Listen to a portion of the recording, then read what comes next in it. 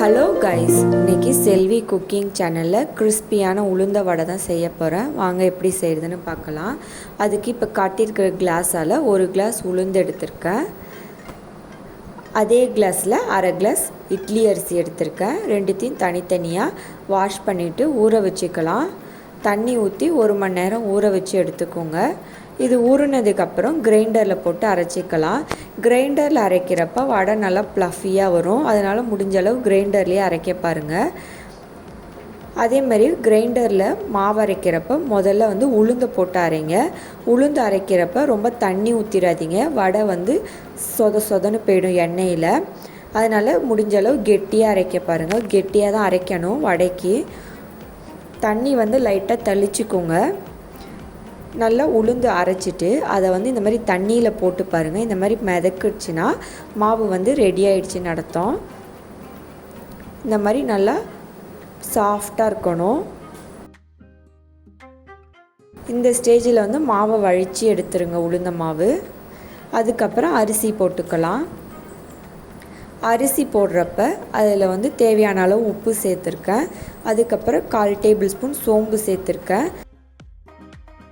கடல வடைக்கு சோம்பு அதிகமாக சேர்ப்போம்.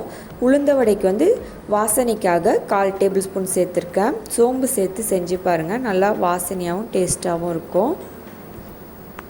இப்போ அரிசியை ரவா பதத்துக்கு அரைச்சி எடுத்துக்கலாம். வடைக்கு தேவையான வெங்காயமும் பச்சை மிளகாவும் கட் பண்ணி வச்சுருக்கேன்.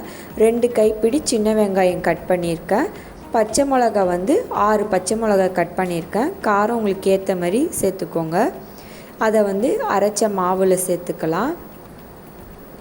சேர்த்துட்டு இந்த மாதிரி நல்லா அடித்து மாவை பிசைங்க. அப்போ தான் நல்லா வரும் வடை.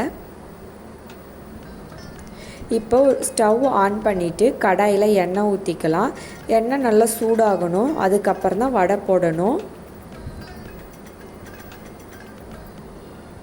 இப்போ எண்ணெய் நல்லா சூடாகிடுச்சு. அதில் வடையை போட்டுக்கலாம்.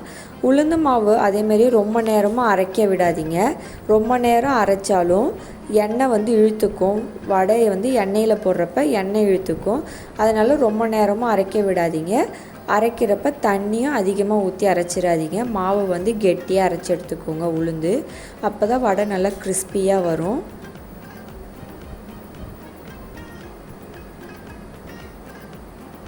இப்போ நல்லா வடையை ஃப்ரை பண்ணிவிட்டு எடுத்துக்கலாம்.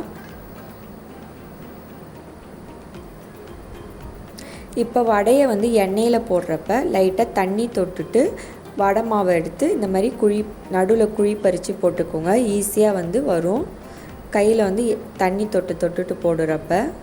உங்களுக்கு இது கஷ்டமாக இருந்ததுன்னா வாழை இலையில் மாவு எடுத்து வச்சுட்டு நடுவில் ஓட்டை போட்டுட்டு எண்ணெயில் போடுங்க. இந்த மாதிரி நல்லா கோல்டன் கலரில் வந்ததும் வடையை எடுத்துடலாம். ட்ரை பண்ணி பாருங்கள். நான் சொன்ன டிப்ஸ் எல்லாம் ட்ரை பண்ணி பாருங்கள். வடை நல்லா டேஸ்ட்டாகவும் கிறிஸ்பியாகவும் இருக்கும்.